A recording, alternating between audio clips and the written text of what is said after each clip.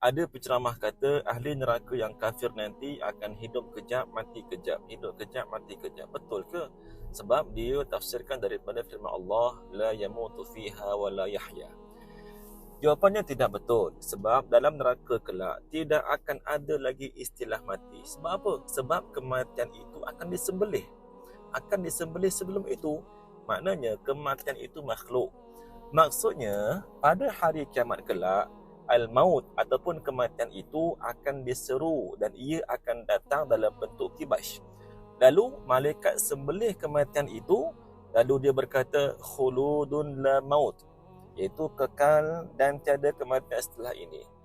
Jadi firman Allah Subhanahu wa taala, la yamutu fiha wa la yahya, tafsirnya adalah la yamutu finnar fayastarihu minal azab wa la yahya hayatan sa'idah. Maknanya tidak akan mati dalam neraka nanti untuk rasa rehat daripada azab dan tidak akan hidup dengan kehidupan yang bahagia. Maksudnya senantiasa diazab.